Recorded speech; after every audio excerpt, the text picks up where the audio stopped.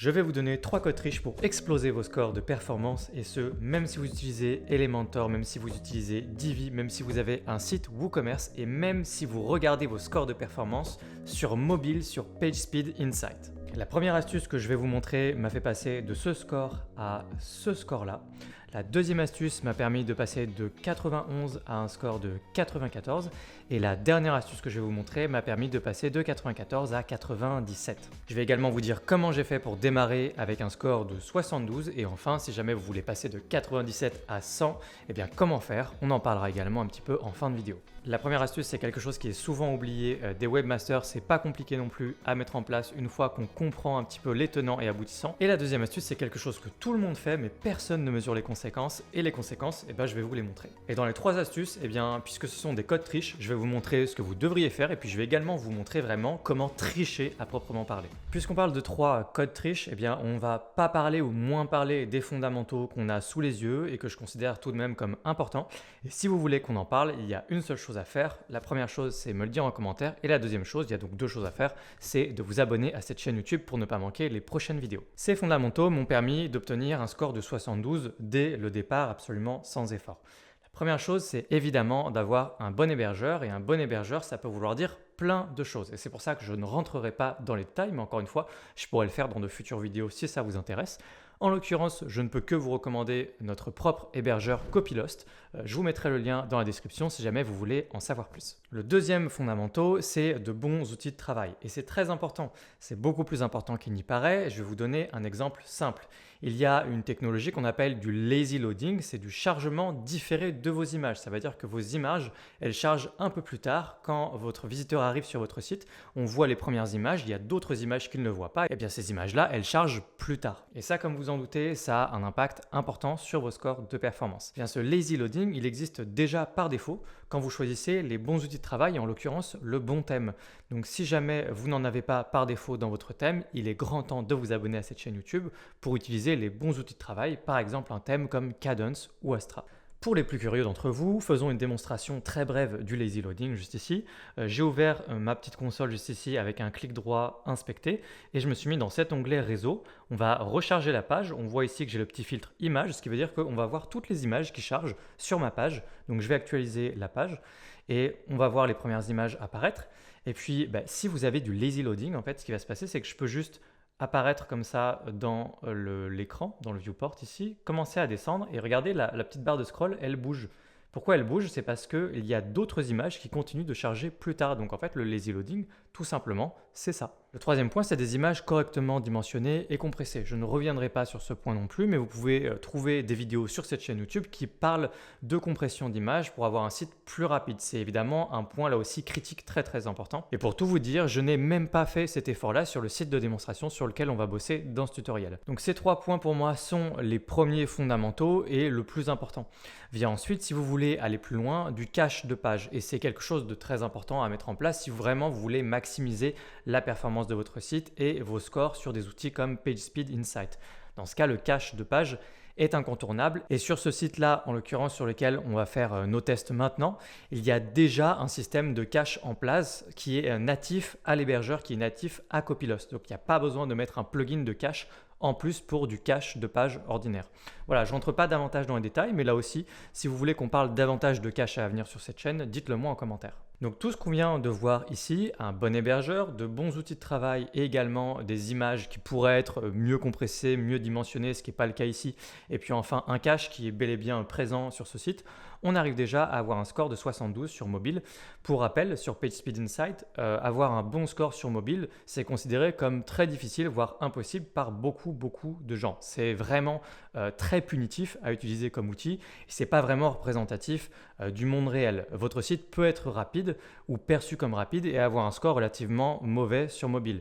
Donc encore une fois, ici, il s'agit de jouer le jeu des outils comme PageSpeed Insight et d'avoir le meilleur score possible et pas seulement d'avoir le site le plus rapide possible. Puisque vous pouvez avoir un score à, je sais pas moi, 50, 60 ou quelque chose comme ça et quand vous naviguez sur votre site, trouvez qu'il est plutôt rapide et convenable. Méfiez-vous, cela dit, des indicateurs que vous avez juste ici. Une bonne partie de ces indicateurs peuvent influer sur le référencement de votre site. Et quand je dis influer, je veux dire évidemment négativement si jamais vous vous retrouvez avec des scores comme 50 ou 60. Et la première astuce consiste à s'attarder sur ce qu'on appelle le LCP.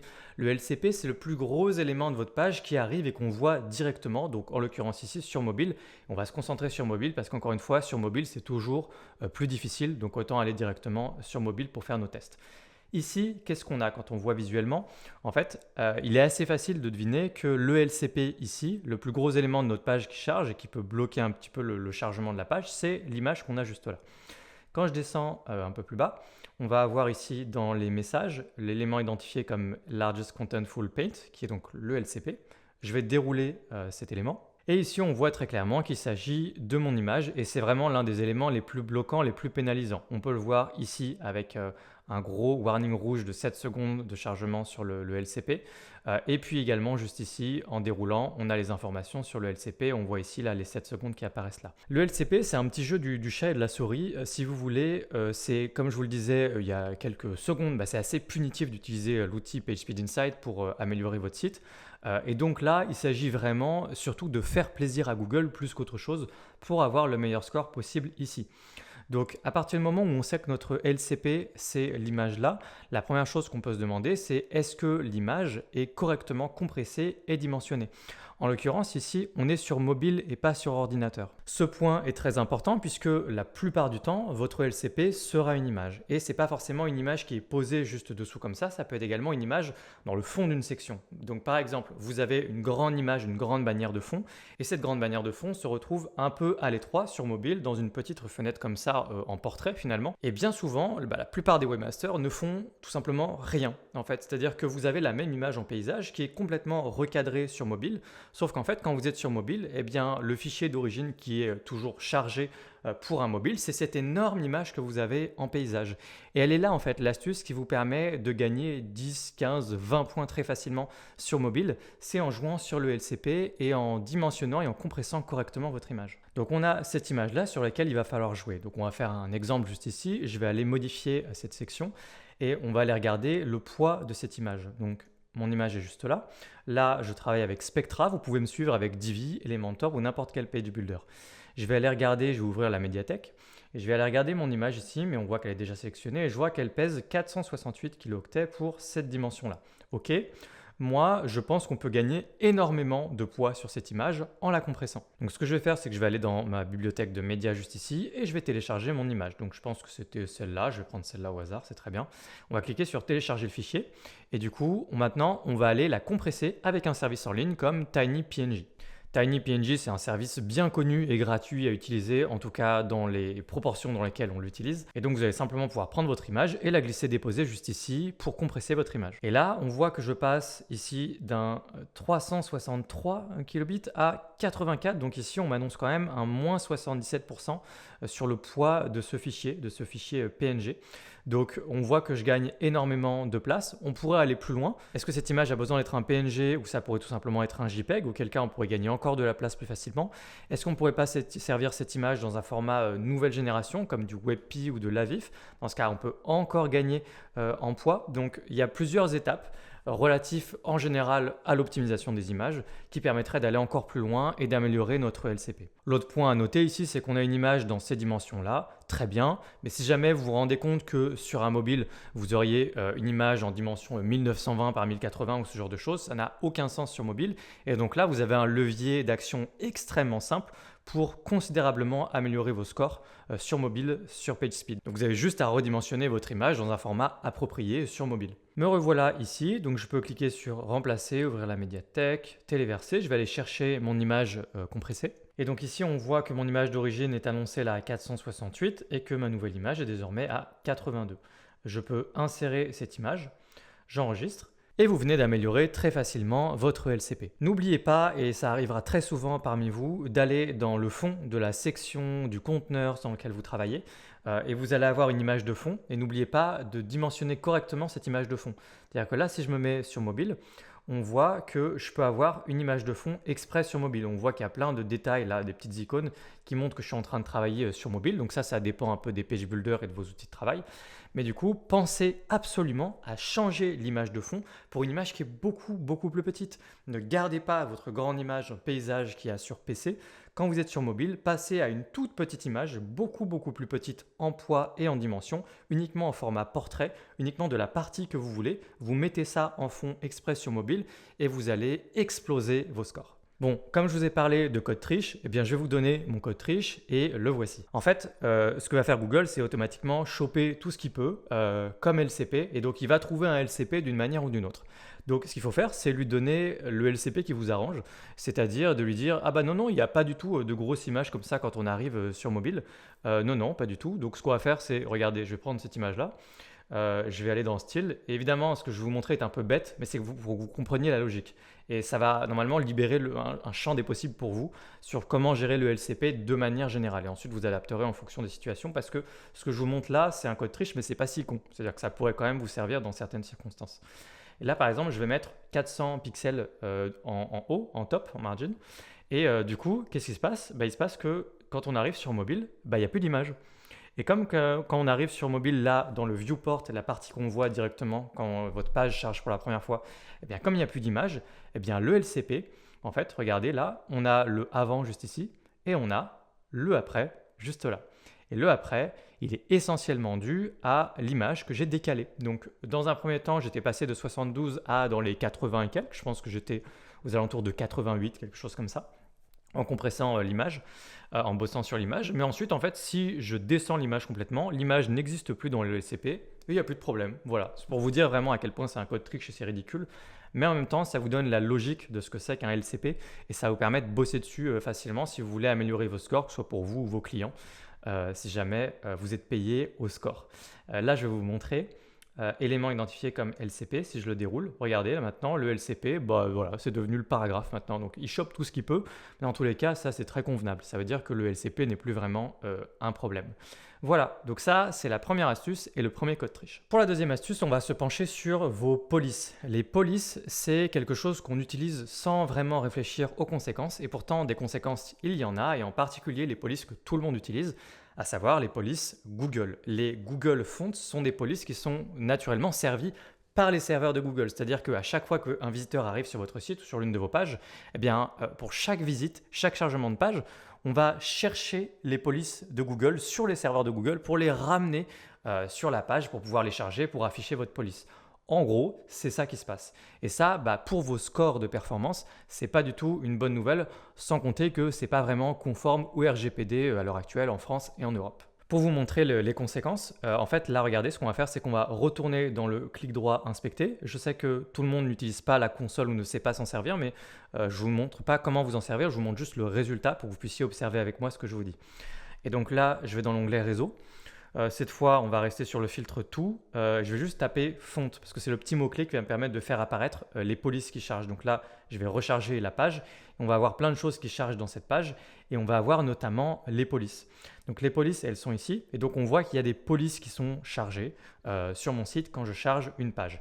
Et c'est pas sans conséquence, hein. On voit par exemple dans la petite colonne taille, juste ici, on voit que ça a un poids. Il faut prendre le temps de le charger, ça a un poids. Bref, les polices, comme tout le reste sur votre site, ont un impact sur le chargement de vos pages et sur la performance en général. Il se trouve que comme on travaille ici dans Copylost, eh bien, il y a des petites particularités et là, on n'a pas d'appel à des serveurs Google comme je vous l'expliquais juste avant. Ça passe par Cloudflare. Juste ici, on voit le petit /cffont ici notamment. Mais je vais vous montrer sur un autre site. Donc, je vais aller par exemple chez Hostinger maintenant et vous montrer les serveurs Google. Donc là, j'ai un petit site de test ici qui se trouve chez Hostinger. On peut faire exactement la même chose et je vais aller dans réseau, hop, actualiser et on va voir les serveurs de Google. Donc les serveurs de Google, ils sont là. Vous voyez, là, c'est écrit Google API, font. Donc là, vous avez justement des polices qui sont chargées depuis les serveurs de Google. Et ça, eh bien en fait, c'est absolument mortel pour les scores, en tout cas sur mobile, c'est assez violent puisque j'ai souvent vu des scores tomber de plus de 10 points juste parce qu'on charge des polices sur Google. Je ne sais pas si vous vous rendez compte, 10 points, c'est énorme juste pour des histoires de police. Et donc ça a l'air de rien, mais en fait, c'est pas rien. Ça a de lourdes conséquences. Et donc je voudrais vous montrer les bonnes pratiques, comment optimiser ça au mieux. mais également, bien sûr, comme d'habitude, un code triche. La bonne pratique et ce qui va vous permettre de gagner quelques points et d'optimiser au maximum les performances sans sacrifier votre image de marque, la police que vous voulez utiliser, c'est d'héberger vos polices en local. Donc là, il va falloir faire en fonction de vos outils de travail. Généralement, vous avez un moyen d'héberger en local. Donc là, je vais vous montrer par exemple dans l'extension Spectra comment vous pouvez le faire, mais vous pourriez sans doute le faire sur Elementor, Divi. Il va falloir trouver les options où est-ce qu'elles se trouvent. En ce qui me concerne, je sais où elles se trouvent. Ça se trouve directement dans Spectra, Réglages. Et ici, j'ai directement un réglage qui me permet dans Performance de charger les polices Google Fonts localement. Donc je pourrais cocher cette case et m'assurer que ça charge uniquement depuis mes serveurs et plus depuis Google. Ce qui veut dire que les polices, elles viennent uniquement directement de votre site internet et de votre serveur, de votre hébergeur et non plus d'un serveur externe quelconque qui appartient à Google. Donc ça permet d'être conforme RGPD et ça permet d'avoir des polices qui se chargent plus vite et de gagner peut-être quelque chose comme 2, 3, 4 points, quelque chose comme ça. Vous trouverez également des extensions pour faire le travail, par exemple ici Local Google Fonts qui va automatiquement scanner tout votre site, repérer toutes les Google Fonts que vous utilisez et les charger en local sur votre serveur. Comme ça, elles seront servies localement. Donc, très facile à utiliser. Je n'ai pas besoin de vous faire une démonstration. Vous verrez, c'est vraiment 2-3 clics. Ça s'utilise très facilement. Mais mon code triche, le code triche que je vais vous donner, vous permet de gagner non pas 1, 2 ou 3 points, mais plutôt 7, 8, 9 ou même 10 points. J'ai déjà vu des sites sur lesquels j'ai gagné près de 10 points en utilisant ce code triche. Et ce code triche, c'est quoi?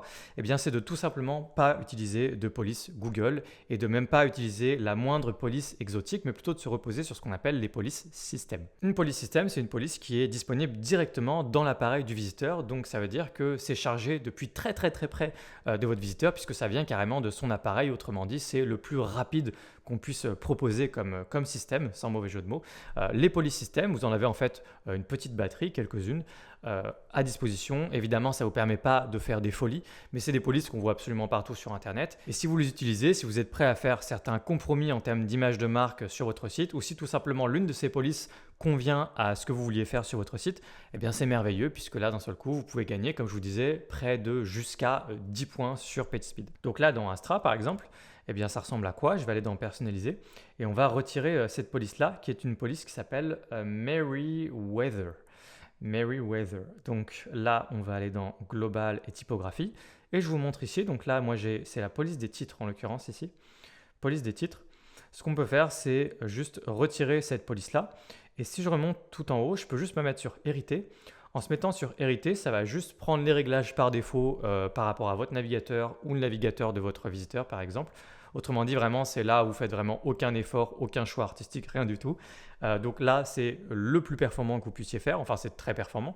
C'est pas plus performant, il me semble pas, que les police systems directement. Mais sinon, vous voyez, dessous, vous avez les police systems, c'est-à-dire que vous pouvez faire un choix quand même, puisque évidemment, entre Times et Verdana, c'est évidemment pas du tout la même chose. Donc vous avez les polices juste ici que vous pouvez utiliser, police system, et donc les police systems, comme je vous disais, ça charge depuis l'appareil du visiteur, donc ultra performant. Vous pouvez prendre Helvetica, Verdana, Arial, très cool, très basique, Times, Georgia, Courrier. Là, c'est ce qu'on a de disponible ici, en l'occurrence, et c'est ce qui m'a permis de passer d'un score de 91 à un score de 94. Donc si vous regardez bien ici dans l'aperçu, on voit la police qui change. On est de 91, on a la police spéciale là, Mayweather machin.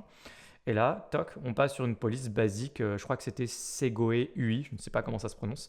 Mais voilà, j'ai pu gagner 3 points de plus. Et l'impact variera énormément d'un site à un autre. Si vous avez 3, 4, 5 polices Google différentes qui chargent sur votre site et que d'un seul coup, vous retirez les polices Google et vous passez sur des polices système, dans ce cas, ce n'est pas 1, 2 ou 3 points que vous allez gagner. Comme je vous disais juste avant, c'est plutôt une bonne dizaine de points que vous allez gagner potentiellement sur vos scores. Pour la dernière astuce, on va parler du JavaScript. Et je ne vais pas détailler ce que c'est que du JavaScript. Je vais simplement vous dire qu'il y a à chaque chargement de vos pages plein de codes qui se chargent et il y a un type de code qui est plus lourd à charger à chaque chargement de page qu'on appelle du JavaScript, plein de petits fichiers en .js qui se chargent à chaque fois.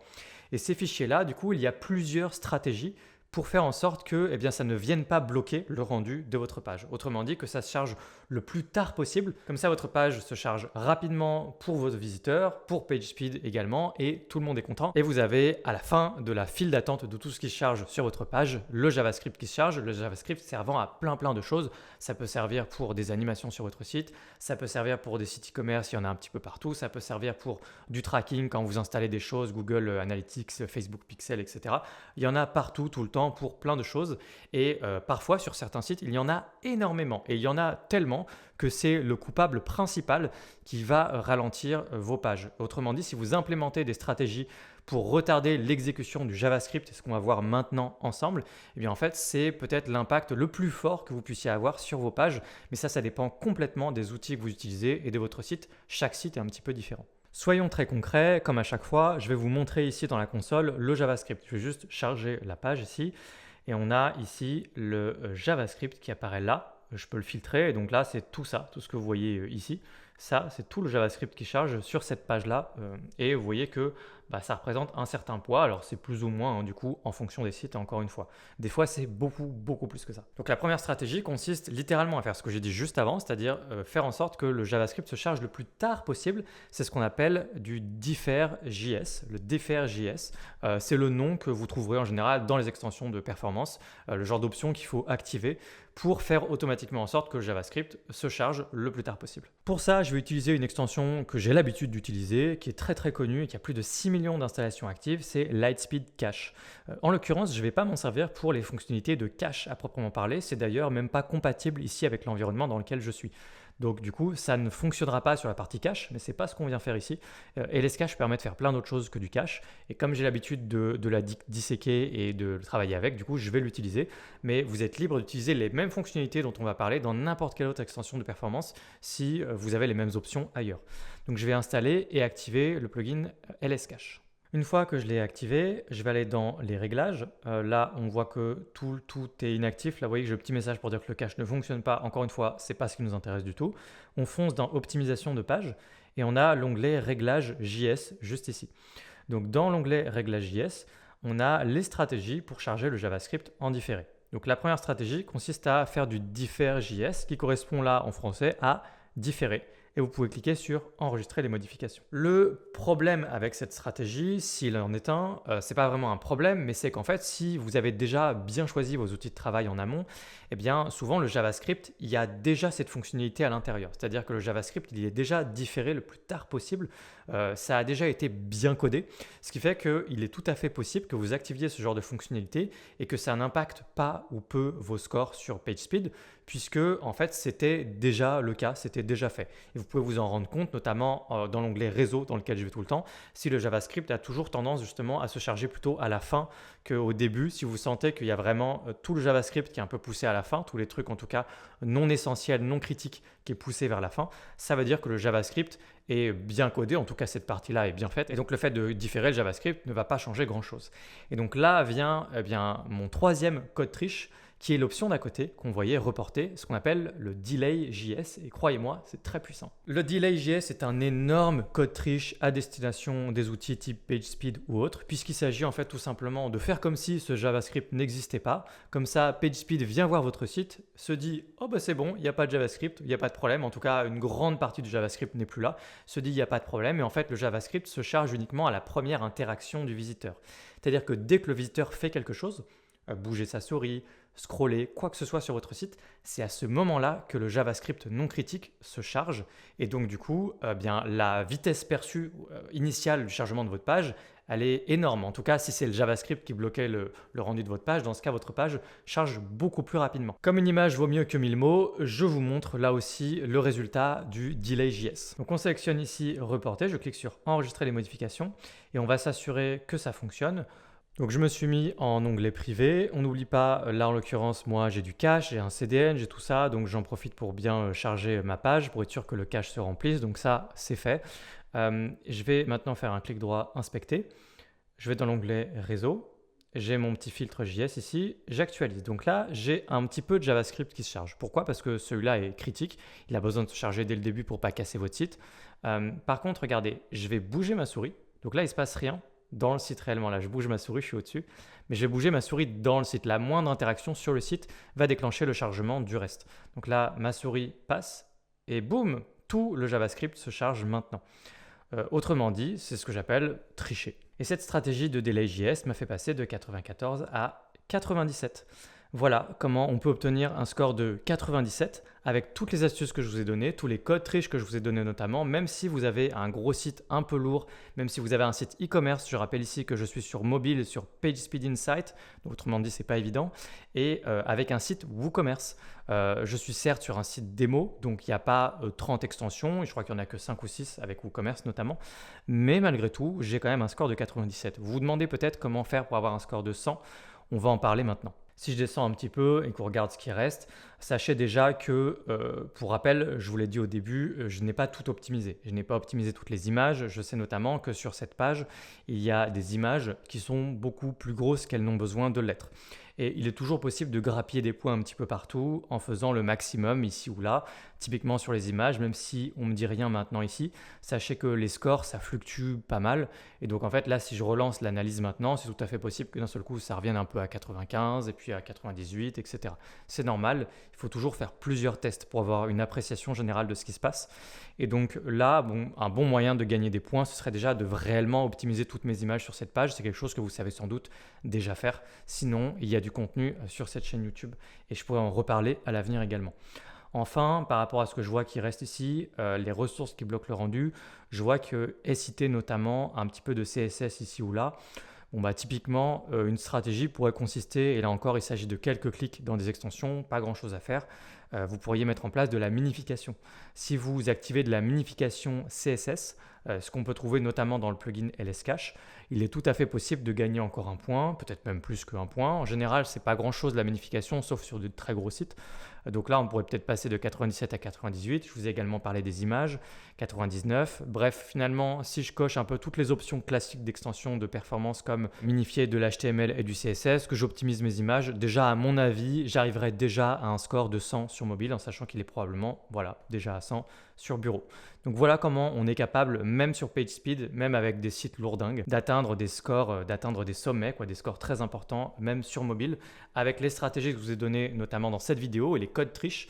Focalisez-vous sur le LCP parce que souvent Google est très punitif sur le LCP et vous voyez que c'est vraiment le jeu, le chat et de la souris. Il suffit vraiment d'appliquer des astuces bêtes et méchantes pour gagner beaucoup de points, donc voilà, vous pouvez faire ça. Pensez aux polices et aux conséquences qu'ont de charger des polices Google et regardez un petit peu votre site, voir si vous ne pouvez pas faire mieux, les charger localement ou ne pas utiliser de police Google, bref. Pensez aux polices parce qu'il y a beaucoup de points à gagner avec des astuces simples à ce niveau-là. Et enfin, le JavaScript qui charge sur vos pages. Pensez à l'astuce du delay.js en espérant que ça ne casse pas votre site. Si jamais il y a des petites choses qui ne marchent pas bien sur votre site à cause de ça, il faudra peut-être vous tourner vers des solutions manuelles de delay.js pour pouvoir le faire à la main, script par script. Bon, c'est pas fait pour tout le monde, c'est peut-être un peu plus avancé, mais dans tous les cas, il y a pas mal de sites sur lesquels le delay.js, ça fonctionne comme ça directement et il n'y a pas de problème. Donc testez ça et dites-moi ce que ça fait sur vos sites. J'espère que ces astuces vous auront été utiles et que vous aurez appris plein de choses en matière de performance sur vos sites WordPress. Sachez que sur notre hébergeur Copylost, on réserve des surprises à cet égard puisqu'il y a plusieurs choses que je vous ai montrées là qui seront des fonctionnalités natives dans Copylost pour tous vos sites WordPress, que ce soit le fait d'héberger localement, de supprimer directement à la volée en un clic toutes les polices Google ou encore de faire du delay.js et puis il y aura aussi de la minification, il y aura plein de petites choses comme ça dans une fonctionnalité qu'on appelle Performance Max et qui sort à quelques jours autour de cette vidéo, elle est peut-être déjà sortie ou elle sort le lendemain, bref. Foncez sur Copylost pour tester ça, vous ne le regretterez pas.